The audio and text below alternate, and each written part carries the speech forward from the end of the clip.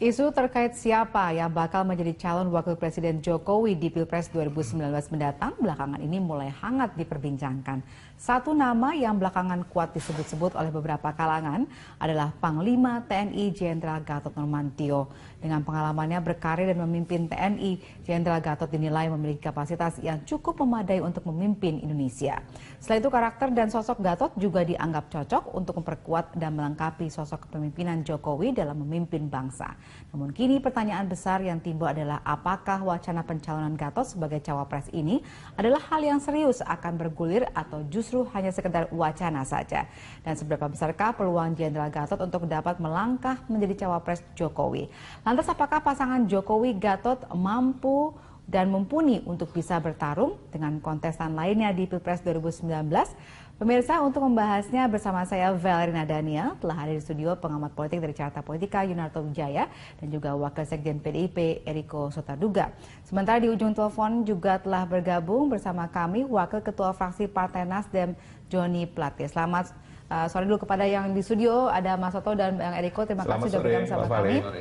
Saya juga menyapa dengan Pak Joni. Bisa sambungan telepon? Iya, selamat malam. Iya, sudah bisa mendengar suara kami ya Pak ya? Baik, saya akan bertanya dulu kepada Nasdem nih, karena kita memang sudah mendapatkan pernyataan bahwa akan mengajukan Gatot Nurmantio sebagai cawapres Jokowi. Seberapa besar kepastian untuk pengajuan ini dilakukan? Jadi begini ya, ini Pilpres ini masih lama, ya masih lama sekali. Sedangkan saat ini Presiden itu justru konsentrasinya adalah melaksanakan pemerintahan, membangun negara, masih sisa setengah periodenya ini masih panjang. Nah kami itu justru saat ini lagi fokus-fokusnya bersama Pak Eriko ya, untuk memastikan keberhasilan Presiden. Akan tetapi dengan disahkannya undang-undang ini kami pahami dan maklum bahwa salah satu yang menjadi isu yang hangat adalah terkait dengan Pilpres 2019. Nah kami sudah mengatakan Nasdem itu akan mendukung Presiden Joko Widodo untuk periode yang kedua 2019-2014. Tentu nanti bersama-sama dengan PDIP, Golkar, Hanura, P3 yang sudah mengatakan kesiapan yang mengusung ya. Itu untuk presiden. Lalu bagaimana dengan wakil presiden ya Pak Joni? Terkait dengan wakil presidennya sendiri, tentu yang pertama itu harus dibicarakan bersama dengan presiden, ya. Harus sama chemistry-nya, harus sama kepentingannya. Itu yang pertama. Yang kedua tadi disinggung tentang Panglima TNI. Ada banyak ya tokoh-tokoh nasional kita sekarang ini yang memang ada di dalam radar untuk menjadi calon wakil presiden, calon pemimpin masa depan. Kalau kita bicara secara khusus Pak Gatot Nurmantio ya, ini seorang Panglima TNI dengan disiplinnya dan sebagai prajurit yang Panglima prajuritnya Indonesia pasti punya pengalaman yang hebat, pasti itu. Sudah melalui berbagai jenis pendidikan. Juga Pak Gatot ini mempunyai background defense ekonomi yang bagus. Defense ekonomi ini kan penting juga. Nah, salah satu yang punya defense ekonomi adalah Pak Gatot itu. Apalagi dia tokoh muda. Tapi apakah Pak Gatot? Nah ini nanti proses politik kan baru berjalan. Depannya juga ekonomi muda yang lagi bersinar ya. Politisi muda yang lagi bersinar itu semuanya di dalam radar yang nanti pada saatnya akan dibicarakan dengan presiden gitu. Atau capres ya, namanya nanti kan capres gitu, ini kan cawapres. Iya, kita tanyakan dulu nih ada perwakilan dari PDIP di studio, Pak Joni, ada Bang Eriko. Ini kalau misal dari PDIP gimana, sudahkah pernah ada perbincangan bisa dengan partai-partai politik pendukung pemerintah untuk siapa kira-kira yang akan jadi cawapres nantinya? Ya Mbak Vale, kalau kita lihat kan kemarin ini baru selesai seru-serunya mengenai RUU pemilu kan. Ya artinya di sini juga terjadi terjadi pemisahan yang begitu dahsyat ya, artinya benar-benar konsentrasi masyarakat, begitu juga konsentrasi dari partai-partai untuk mewujudkan dari RUU pemilu itu sendiri. Nah, dari sini sebenarnya kalau kita melihat tahapan berikutnya ini kan penentuan dari, kalau kita isunya sekarang ini ya Mas Toto ya, mengenai reshuffle kan begitu. Apakah ini jadi atau tidak reshuffle, di mana masa pemerintahan ini kan tinggal katakan secara bersihnya sampai pemilu berikut tahun 2019 1,5 tahun. Jadi sebenarnya kalau kita berbicara secara jujur, lap terakhir dari 1,5 tahun ini sebenarnya yang paling penting. Di mana masyarakat, rakyat menilai pemerintahan Pak Jokowi untuk nanti pemilu di 2019. Jadi selama ini Mbak Vale, di kita ya, di PDI Perjuangan maupun dalam pembicaraan secara formal maupun non formal dengan partai-partai lain, atau bahkan juga dengan pemerintah, di mana dalam hal ini Presiden Jokowi adalah kader PDI Perjuangan, belum ada sama sekali Mbak Fahri. Belum ada sama sekali. Karena kita berpikir bagaimana di dalam lap terakhir ini menjadi katakan maksimalisasi dari program Nawacita yang disampaikan oleh Presiden Jokowi pada saat-saat waktu pemilu yang lalu. Kemungkinan kapan rencananya akan ada perbincangan seperti ini? Sebenarnya begini Mbak Fahri, kalau kita mau berbicara ini cerita lari-lari kecil ini, pemanasan-pemanasan, kemarin pun sebenarnya kami di stasiun televisi yang lain dengan Mas Yandri, Mas Toto sudah disampaikan. Ya kalau kita melihat nih ya namanya berandai-andai ya, namanya mengkalkulasi, kelihatannya kemungkinan memang nanti bisa menjadi 3 calon. Seperti itu. Ada kelihatannya poros baru. Nah ini lagi dibentuk nih. Nah kalau melihat ini Mbak Vale, kita flashback ini Mas Toto, nanti bisa dilihat, ini seperti kejadian tahun 99. Gitu loh. Artinya ada membentuk poros-poros baru. Nah, seperti gitu. Ya walaupun pada kenyataannya belum tentu poros baru menjadi pemerintah ya seperti itu ya. Tapi kelihatan sudah ada ancang-ancang seperti itu. Oke, gimana nih Mas Toto komentarnya? Ya sebetulnya gini, ini agak menyedihkan ya. Kita tuh kadang-kala bicara 5 tahun terus-menerus bicara mengenai pemilu. Tidak selesai-selesai. Ketika pemilu sudah selesai langsung ada pembicaraan pemilu lagi gitu. Sampai ada istilah kalau di dalam politik di Indonesia, kalau di negara lain 5 tahun kerja misalnya terpilih, di Indonesia tuh 2 tahun konsolidasi, 1 tahun kerja, 2 tahun berikutnya kompetisi lagi gitu. Jadi ya, dan ini yang terjadi, kita harus akui. Dan kalau pertanyaannya adalah apakah ini saat yang tepat untuk berbicara mengenai Jokowi, mengenai siapa yang menjadi cawapres, sebetulnya ada hal yang lebih penting yang tadi sudah disinggung. Ketika seorang incumbent ingin maju kembali, fokus utamanya adalah bukan kemudian dari awal langsung berpikir mengenai siapa cawapres. Ketika kita baca dalam survei kepuasan publik, misalnya dia bisa mendapatkan angka di atas 70%, ini juga terjadi di hampir di semua daerah kalau dalam konteks pilkada incumbent maju kembali, siapapun yang akan dijadikan calon wakil, dia akan tetap terpilih. Bahkan ada istilah mau sama sendal jepit itu akan tetap menang. Kalau kepuasan publiknya 70-80%. Ya. Seharusnya Pak Jokowi memang fokus ke situ. Dan yang menurut saya juga tidak terlalu elok adalah ketika membahas secara khusus mengenai Pak Gatot Nurmantio ini, beliau masih menjadi Panglima TNI. Ketika nama beliau lebih banyak disebut dalam konteks politik dan 2019, saya takut bagaimana kemudian profesionalitas TNI yang sekarang sedang kita pisahkan betul-betul pasca reformasi dengan dunia politik itu tercampur kembali. Dan kemudian kita akan flashback kembali ke perdebatan mengenai bagaimana tentara ditempatkan sebagaimana mestinya dalam politik praktis. Dan sekarang betul-betul yang disebut-sebut adalah Panglima TNI yang masih aktif. Ini yang menurut saya seharusnya ada batasan-batasan, terlepas ada libido-libido dari beberapa aktor politik yang ingin mulai mengajukan calon-calonnya, tetapi jangan ganggu kerja seorang Panglima TNI, memunculkan dia lebih banyak sebagai seorang politisi dibandingkan menjadi seorang Panglima TNI. Iya. Nah permasalahannya kan yang mengajukan ini adalah memang partai pendukung pemerintah gitu ya. Jadi memang mungkin ada suara-suara ini muncul memang dalam rangka untuk mendukung tetap kepada Jokowi nanti di Pilpres 2019. Kita akan memperbincangkan kira-kira peluangnya bagaimana kalau memang terjadi pasangan seperti ini nanti di segmen berikutnya. Pemirsa, kami harap Anda tetap bersama kami.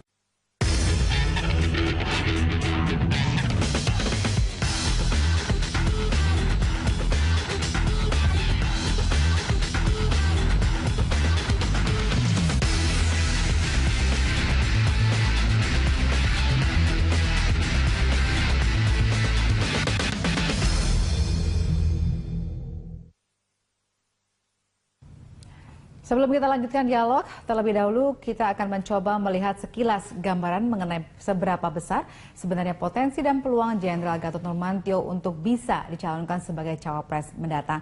Kita akan melihat ulasannya bersama rekan Eliza Hasan. Silakan Eliza. Ya baik, terima kasih Valina Daniel. Pemirsa, kita akan melihat atau ulasan terkait dengan profil Jenderal Gatot Nurmantio itu sendiri. Kita lihat di sini dari profilnya, di mana Jenderal Gatot Nurmantio lahir di Tegal 13 Maret 1960, beragama Islam, dan kita lihat di sini untuk pendidikan militer yaitu adalah Akmil tahun 1982. Terkait dengan karir dan jabatan militer, ini kalau kita lihat Jenderal Gatot Nurmantio memiliki karir yang begitu cemerlang di tahun 2015 hingga sekarang yang menjabat sebagai Panglima TNI, dan di 2014 hingga 2015 Gatot Nurmantio menjabat sebagai Kepala Staf Angkatan Darat, 2013 hingga 2014 Pangkostrat, dan menjabat sebagai Dankodiklat TNI Angkatan Darat pada tahun 2011 hingga 2013, dan pada 2010 hingga 2011 sempat menjadi Pangdam 5 Brawijaya dan Gubernur Akmil di tahun 2009 hingga 2010.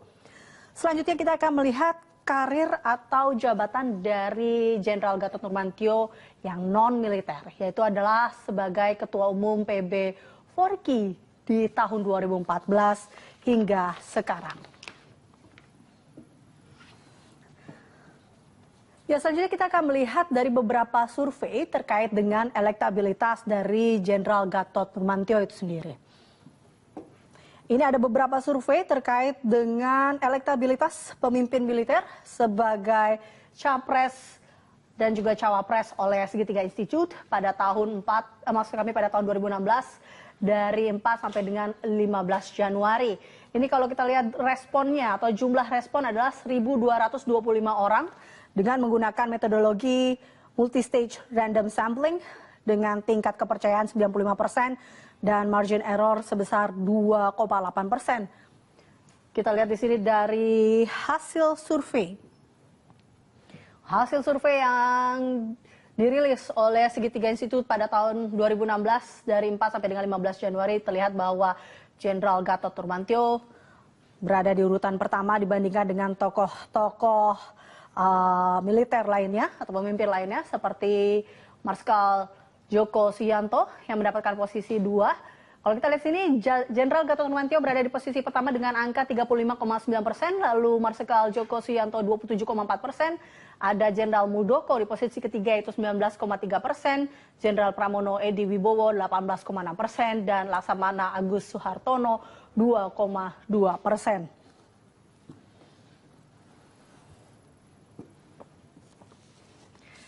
Selanjutnya kita lihat di sini, ini adalah survei dari media survei nasional Median di tahun 2017 dari 29 Januari hingga 2 Februari.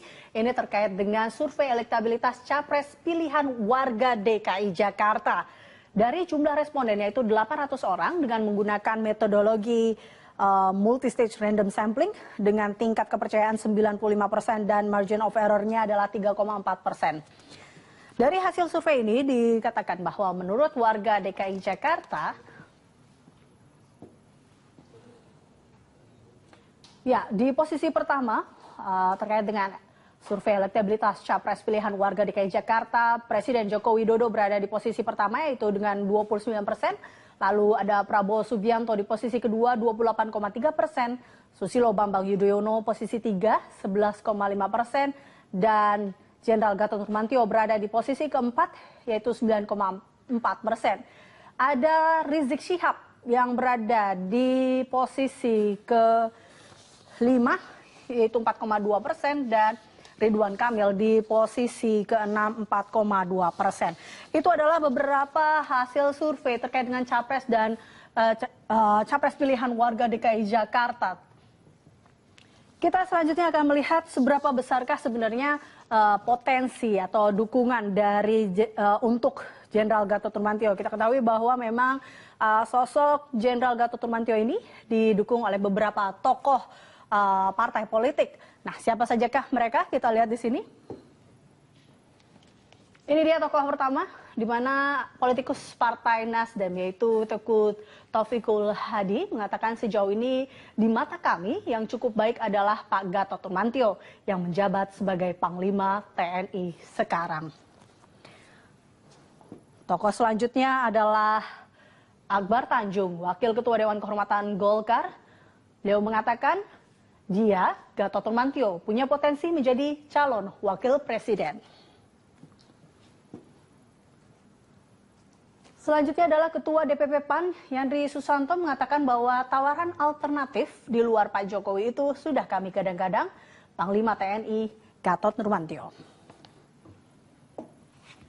Ya itulah ada beberapa terkait dengan tokoh-tokoh dari partai politik yang sempat mengatakan dukungannya terhadap Jenderal Gatot Nurmantio. Demikian data-data yang bisa saya sampaikan ke Anda, kembali ke Valerina Daniel. Baik, terima kasih Eliza atas informasi yang Anda sampaikan. Kita lanjutkan dialog kita, pemirsa. Ini saya ke Mas Soto dulu ya, dari hasil survei tadi, tampaknya memang suara Jenderal Gatot Nurmantio itu cukup signifikan.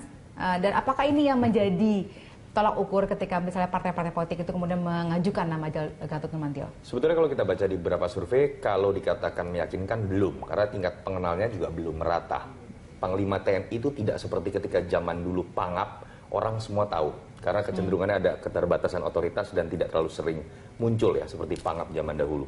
Yang kedua, kalau kita coba lihat juga memang dalam survei-survei, termasuk pasca reformasi pun harus diakui salah satu variabel atau latar belakang yang dilirik oleh pemilih yang dianggap sebagai latar belakang yang baik menjadi seorang pemimpin nasional adalah militer. Suka atau tidak kita dipimpin oleh militer puluhan tahun, sehingga kemudian saya pikir itu masih tersisa. Dianggap lebih bisa memelihara stabilitas politik dan beberapa hal yang lain. Sehingga apakah karena itu muncul nama Gatot Nurmantio? tentu saja nama itu yang kemudian memunculkan dulu misalnya memenangkan SBY, lalu kemudian juga menguatkan posisi Prabowo Subianto sebagai calon presiden, lalu kemudian juga nama Gatot muncul, sempat nama Pak Muldoko muncul, Pak Joko Suyanto, karena faktor latar belakang militer. Nah, tapi balik lagi, saya pikir jangan sampai kemudian kita terjebak mencari individu yang terbaik hanya karena stigma-stigma latar belakang.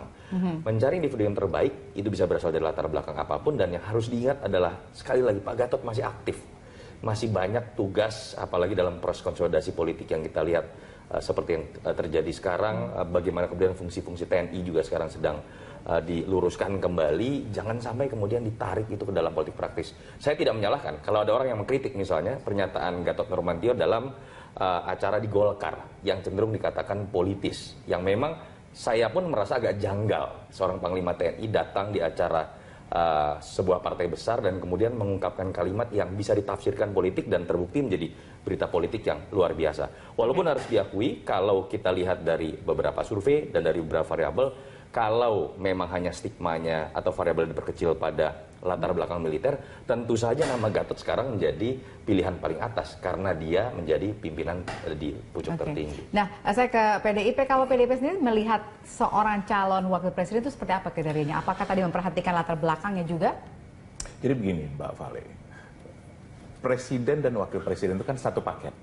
Ya inti pertama sebenarnya kalau dari pengalaman kita bahwa bisa bekerja sama, itu inti pertama kalau dari presiden.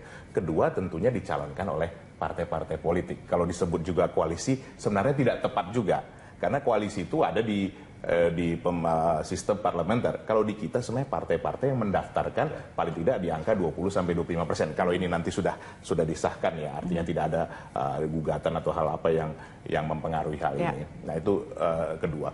Ketiga Mbak Vale, sebenarnya proses perekrutan, katakan kalau kita menyebutnya perekrutan untuk mencapai jenjang itu banyak hal. Salah satu dari militer tadi disampaikan oleh Mas Toto itu benar, karena di militer itu proses kaderisasi, proses jenjang itu jelas.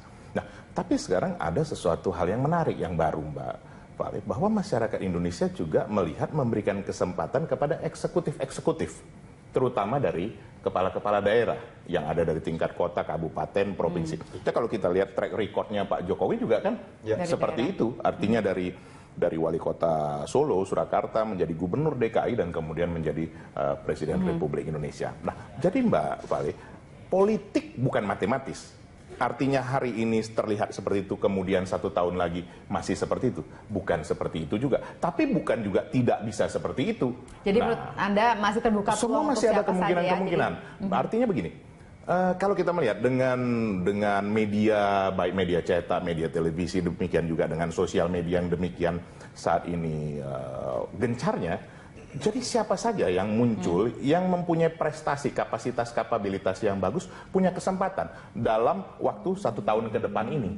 Nah, ini masih memungkinkan. Jadi PDIP juga belum nutup pintu ya kalau memang ternyata ya, kalau dari kita melihat harus secara jernih ya dari keseluruhan bahwa potensi-potensi yang ada di dalam bangsa kita. Ya, satu hal lagi juga mungkin yang menjadi satu catatan, bagaimanapun juga kan Pak Jokowi adalah kader PDI Perjuangan. Nah, artinya kami tentu diminta tidak diminta pun kami tentu melihat ini.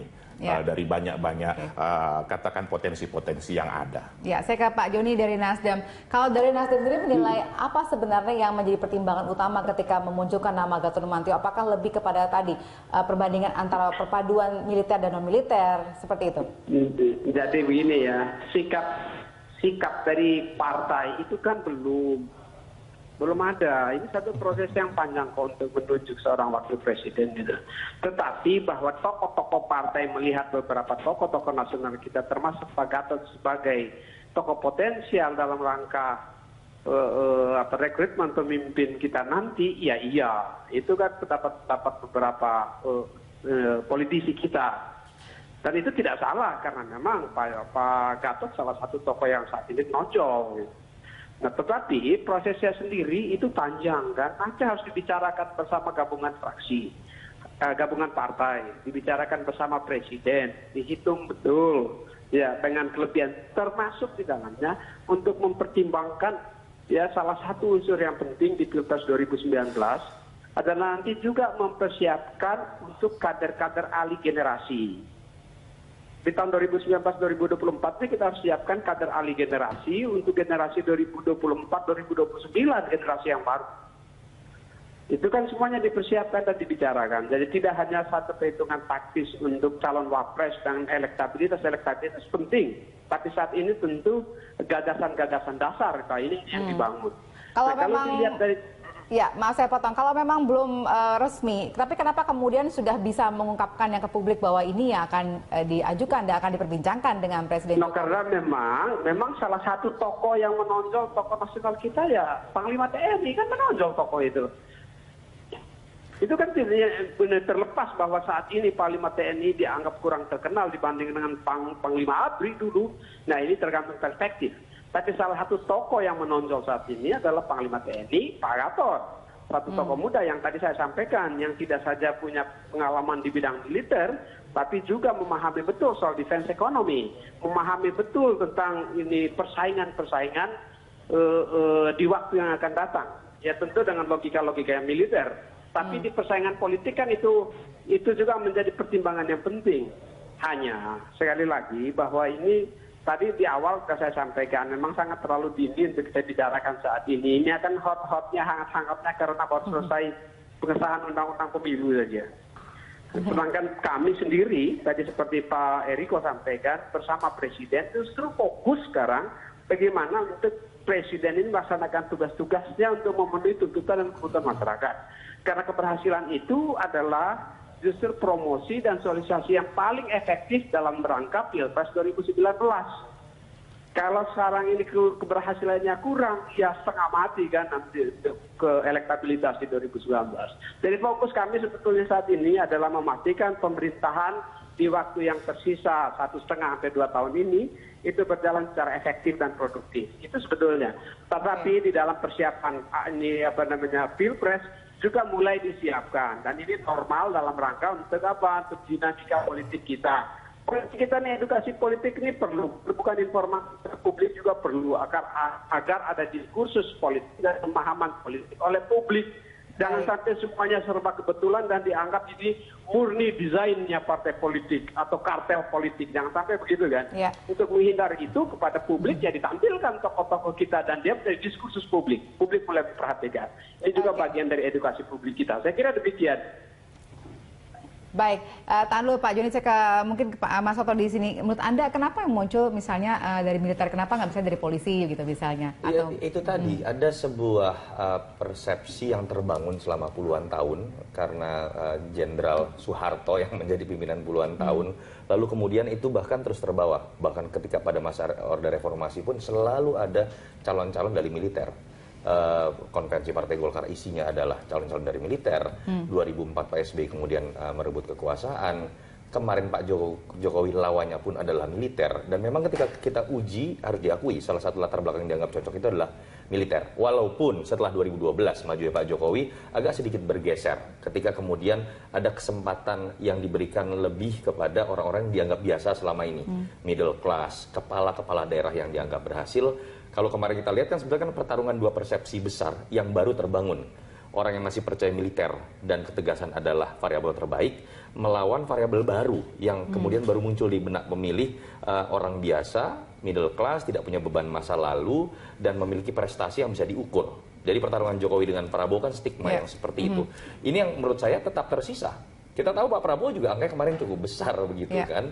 Dan itu yang masih tersisa, bagaimana stigma itu kemudian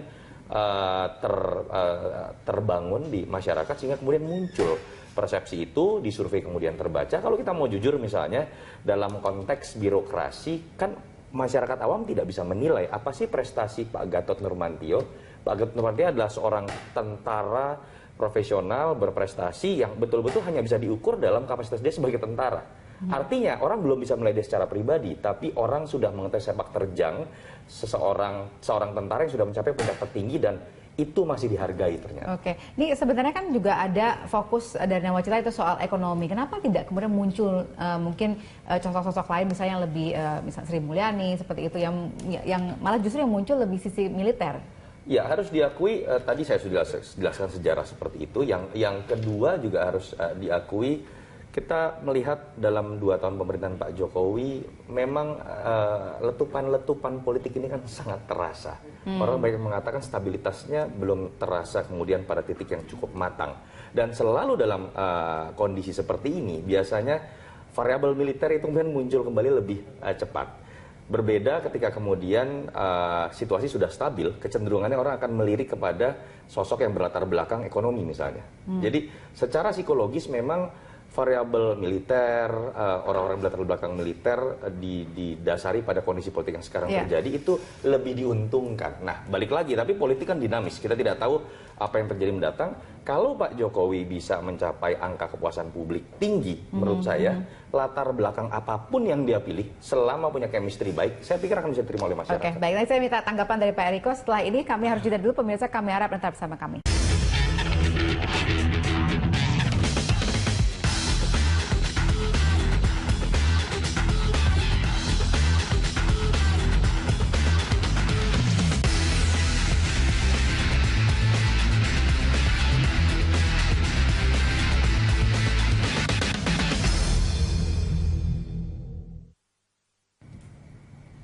Terima kasih Anda kembali bersama kami. Kita lanjutkan dialog kita. Pemirsa, saya ke Bang Eriko terlebih dahulu. Ini kalau kita lihat tadi kan sebenarnya muncul nama-nama lain gitu. Tapi kenapa ini kok yang muncul paling santer belakangannya adalah nama Gatot Nurmantio? Ya, tadi saya di awal kan sudah sampaikan ya Mbak Vali bahwa ini kan hal yang dinamakan lari-lari kecil, test the water atau katakan jadi menurut Anda ini sekarang lagi respon, test the water ya, melihat respon orang? Sah-sah saja. Jadi kalau kali ini, kalau tadi minjem istilah Mas Toto, kali ini dari militer. Nanti bukan tidak ada kemungkinan, ini berasumsi ya, 1 bulan kemudian nanti dari profesional, kemudian 2 bulan kemudian nanti bahkan ada mungkin pimpinan dari partai politik yang ternyata berkeinginan untuk dirangkul. Loh, bisa-bisa saja, ini dinamis saja. Tapi saya sepakat dengan Mas Toto tadi bahwa begini, janganlah kita memberikan sesuatu yang pada saat ini kan masih dalam hal tatanan yang harus bersama-sama. Seperti itu. Ini kan seperti seolah-olah memberikan apa namanya, oh ini kemungkinan menjadi lawan, ini kemungkinan menjadi pasangan. Ini kan persoalan ini kan masih jauh. Artinya yang 1,5 tahun ini sebenarnya masih terlalu dini. Tapi kalau dikatakan ini sebagai memberikan apa namanya satu nuansa baru, ya sah-sah saja kalau menurut kami dalam politik ini pasti akan terjadi hal seperti ini. Tapi saya punya pandangan tidak terlalu lama lagi akan muncul hal yang lain. Yang lain lagi, oke. Baik, saya ke Pak Joni. Pak Joni, kalau menurut Anda ini kan seperti Pak Eriko bilang itu masih jauh sebenarnya. Jadi kalau menurut Anda, kira-kira kalau misalnya sekarang memang mungkin nama Gatot Nurmantio sedang santer, apakah di 2019 menurut Anda itu akan sama kondisinya? Oh tidak, masih sangat dinamis. Politik ini masih sangat dinamis ya, masih panjang. Ini kan radar-radar aja yang berjalan melihat tokoh-tokoh kita. Saya sepakat sekali dengan disampaikan Pak Eriko. Kalau ada dari tokoh militer, nanti ada tokoh politik, ada profesional kita, ya sesuai dengan proyeksi kebutuhan pemimpin nasional kita 2009-2014. Gitu. Jadi ini masih sangat cair, ya. Namun kalau disebut beberapa tokoh yang emang punya potensi, gitu, kita kan tidak bisa dinaik dan bilang tidak, gitu. Nah kalau punya potensi ya kita bilang memang ada potensi. Punya kemampuan, iya tokoh, iya betul. Tapi yang mana proses politik itu akan berjalan secara dinamis, diskusi dan pembicaraan lintas partai nanti akan dilakukan. Terus sosialisasi gagasan, karena untuk kami ya, Pilpres 2014 itu harus 2019 ini harus betul-betul ditandai dengan kontestasi gagasan-gagasan brilian untuk Indonesia. Oke. Nah, ini Jangan sampai sebenarnya kontestasi 2019 ditandai dengan kontestasi identitas. Nah, ini yang harus kita hindari. Kita ingin sebenarnya kan kontestasi gagasan. baik, Mas saya potong. Ini kalau misalnya kita lihat sebenarnya kan memang dari awal orang ingin mengingatkan kembali bahwa militer itu mungkin bisa untuk menjaga stabilitas dan lain-lain. Tapi kita juga perlu diingatkan bahwa ini kan sekarang eranya ibaratnya diserahkan kembali ke sipil pasca reformasi. Bagaimana menurut Anda? Oh iya, kemudian... kalau itu setuju Valen. Nanti yang calon presiden itu adalah dua tokoh sipil. Kan kalau TNI sudah purnawirawan kan itu sudah sipil itu. Jangan lagi kita bawa-bawa seolah-olah itu masih TNI aktif, tidak kan? Nah nanti calon presiden ya tokoh sipil, ada tokoh sipil ex-militer, tokoh sipil ex-politisi, tokoh sipil ex-profesional yang lain. Itu tokoh-tokoh sipil nanti yang kita tampilkan untuk perkembangan demokrasi kita gitu. Kalau masih aktif jangan digadang-gadang dulu, makanya menurut saya. Beda kalau udah purnawirawan kan. Sebenarnya Mbak Vali, ini kenapa Setuju Mas. Ya, sebenarnya kenapa ini menarik di 2019 ini? Sebenarnya begini Mbak Vali, kalau kita lihat ya, bahwa yang di 2019 ini masih mungkin untuk tokoh-tokoh seperti katakan Presiden Jokowi atau tokoh-tokoh lama. Tapi di 2024 semua akan tokoh baru. Ini proses regenerasi, ini akan terjadi, akan muncul tokoh-tokoh muda yang katakan usia sekarang mungkin di maksimal 50 tahun. Nah, ini siapa yang mendahului untuk mengambil katakan proses ini terlebih dahulu? Sebenarnya ini, kalau kita melihat secara jujur, ini semacam tes dua. Kenapa kalau kita tidak bisa ambil terlebih dahulu? Karena siapapun yang katakan, hitungan-hitungan kan wajar saja ini secara kalkulasi, siapapun yang mendampingi Pak Jokowi nanti di 2019, peluang dia untuk di 2024 kan sangat besar. Dia sudah katakan mempunyai pengalaman, sudah mempunyai katakan pendukungan, popularitas yang baik, apalagi di dalam pemerintahan Pak Jokowi aman, baik, sampai 2024. Wah, dia jadi peluangnya sangat besar. Jadi semua berlomba untuk menjatuhkan kalau kita melihat seperti itu. Oke, baik. Saya kembali ke Pak Joni nih, Pak Joni. Tapi ini kan bicara kalau misalnya Pak Gatot sebagai cawapres. Nah, kalau kita dengar kan juga kabar terakhir ada juga partai politik yang akan mengajukan justru Pak Gatot sebagai calon presidennya. Nah, bagaimana ini Nasdem? Nah ini dia, tadi kita udah bilang kan, Pak Gatot itu adalah seorang tokoh yang saat ini menonjol. Nah itu lalu digadang-gadang dari Wapres saat ini. Nah kebetulan muncul dari politisi Nasdem ya. Tapi ini bukan sikap partai, belum ada pembicaraan itu. Tadi di awal saya sampaikan akan dibicarakan dengan presiden. Tapi kalau dilihat tokoh-tokoh yang akan menjadi pemimpin itu mulai sekarang silakanlah tampil di etalase politik. Jangan ada kejutan-kejutan yang tidak menyenangkan nanti pada saat kontestasi itu berlangsung di 2019. Dari sekarang sudah tampil keluar untuk kebaikan demokrasi kita, untuk kebaikan pemimpin-pemimpin kita. Jadi tidak perlu sungkan dengan menampilkan tokoh di etalase politik. Dan saya kira ini harus dibiasakan. Ini dalam rangka edukasi publik juga, dalam rangka untuk memodernkan demokrasi Indonesia. Baik, terima kasih Mbak Joni Plate sudah bergabung bersama kami. Selamat malam. Ya, terima kasih Vela. Selamat malam. Baik. Pemirsa, kami harus jeda sejenak. Kami akan kembali usaha jeda berikut ini.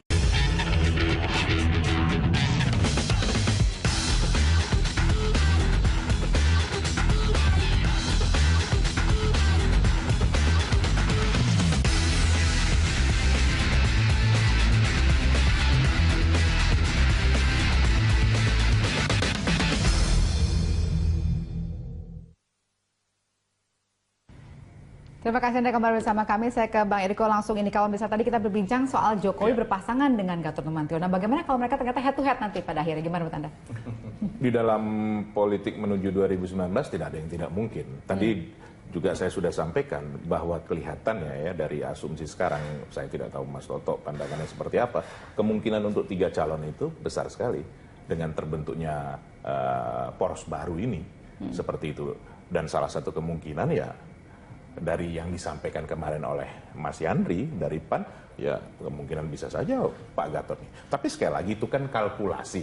bahwa dalam 1 tahun ke depan ini kemungkinan perubahan-perubahan itu juga besar sekali, Mbak Vale. Bisa saja seperti yang tadi saya sampaikan, nanti muncul profesional, muncul kepala-kepala daerah yang sekarang nanti 2018 kan akan banyak pemilihan kepala daerah. Kemudian juga dari tokoh-tokoh partai politik, nanti kan akan terlihat keinginannya maju, nanti ini terlihat tahun depan. Karena bagaimanapun juga begini, kalkulasinya ya, bahwa partai politik itu juga akan memajukan, di luar dari yang mendukung Pak Jokowi tentunya, siapa itu saya tidak ingin lebih jauh, bahwa mereka juga harus menonjolkan pemimpinnya, karena kenapa? Untuk supaya nanti meraup suara di 2019, sah-sah saja. Ya? Seperti itu nanti Mbak Vale. Oke, saya ke Mas Toto. Jadi menurut Anda, kalau hitung-hitungannya sebenarnya bagaimana menguntungkan Jokowi plus Gatot atau justru mereka akan maju sendiri? Iya, sekarang belum bisa dilihat apple to apple ya, karena dari sisi popularitas Gatot juga belum setaraf dengan Pak Jokowi dan Prabowo. Kalau kita bandingkan semua nama, sekarang yang bisa dikatakan setaraf, pertarungan baru Pak Jokowi dengan Pak Prabowo. Tetapi Gatot kan memang sekarang menjadi menarik sebagai variabel yang menarik untuk jadi cawapres. Alternatif, ketika ya? pertarungan akan ketat misalnya, orang akan melihat Gatot dengan kekuatan TNI-nya, dengan latar belakang militernya sebagai variabel yang bisa menentukan. Walaupun agak sulit, kemudian kita melihat pasangan Prabowo dengan Gatot dengan latar belakang sama-sama tentara dan sama-sama angkatan darat misalnya. Jadi Gatot memang menjadi variabel yang menarik, apalagi dalam kondisi psikologis yang saya katakan tadi, konsolidasi politik belum matang, orang melihat stabilitas politik masih harus tercipta, sehingga kemudian sosok militer kemudian mulai dilirik. Tetapi harus diingat, dinamisasi biasanya menjelang pilpres itu akan semakin tidak bisa ditebak ya. Kalau kita mau jujur, bahkan yang menjadi presiden adalah orang yang tidak pernah diduga-duga.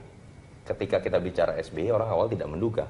Amin Rais lebih memiliki hasrat besar menurut saya saat itu mempersiapkan pencalonannya di tahun 2004. 2014 siapa yang menyangka Joko Widodo saat itu bisa kemudian menyalip sosok Prabowo yang dalam survei sampai 2012 itu selalu teratas. Jadi saya katakan kasihan juga nih kalau Pak Gatot dimajukan terlalu prematur, jangan-jangan kalau lihat sejarah cepat layunya begitu. Apalagi dia masih menjadi Panglima TNI. Dan betul kata Bang Eriko tadi bahwa bukan tidak mungkin Gatot juga pada perkembangannya tidak hanya dilirik dalam konteks menjadi pasangan dari Jokowi, tapi sudah ada kok PAN jelas mulai menggadang bukan Gatot sebagai cawapres saja, tapi kemungkinan bisa menjadi sosok capres dengan poros baru. Dan kalau itu terjadi, ya memang situasi untuk pilpres nanti menjadi lebih sulit ditebak karena dengan 3 pasang sulit kita melihat akan ada satupun orang yang kemudian bisa memenangkan satu putaran. Dan yang kedua, kalau betul adalah Jokowi, Prabowo dengan Gatot, terus terang yang akan dirugikan adalah Pak Jokowi. Ketika kecenderungannya orang akan misalnya mendikotomikan antara latar belakang militer dengan latar belakang sipil. Tetapi itu lagi-lagi hanya hipotesa-hipotesa di atas kertas yang masih sangat prematur. Jadi masih 2 tahun ya? masih sangat mungkin terjadi apapun. Oke, sedikit saja Pak Eriko. Bahwa Pak Jokowi dalam 1,5 tahun ini akan berkonsentrasi di dalam hal penuntasan dari janji politik, di mana di Nawacita itu disebutkan bahwa hal-hal yang perlu dicapai dalam masa pemerintahannya 5 tahun ini. Dan 1,5 tahun ini adalah menjadi yang terpenting. Kalau saya menyebutkannya lap terakhir ini menjadi hal yang terpenting penilaian bagi masyarakat. Apalagi kalau dilihat dari Gallup ya di luar negeri sudah menyampaikan bahwa tingkat kepuasannya mencapai bahkan hampir 80%. Nah ini satu modal awal yang baik di mana Pak Jokowi cukup berkonsentrasi untuk menyelesaikan tugasnya dalam 1,5 tahun ini dengan maksimal, dengan tim kerja tentunya yang beliau yakini bisa mencapai kinerja yang sangat maksimal itu tadi. Baik, terima kasih Bang Eriko, terima kasih Mas Toto sudah bergabung bersama kami hari ini. Dan pemirsa, demikianlah Prime Talk kali ini. Anda bisa memberikan informasi dan saran kepada kami lewat email di redaksi @bth.tv atau follow kami via Twitter, Facebook, YouTube, dan Instagram. Atas nama kerabat kerja bertugas, saya Valerina Daniel. Terima kasih dan sampai jumpa.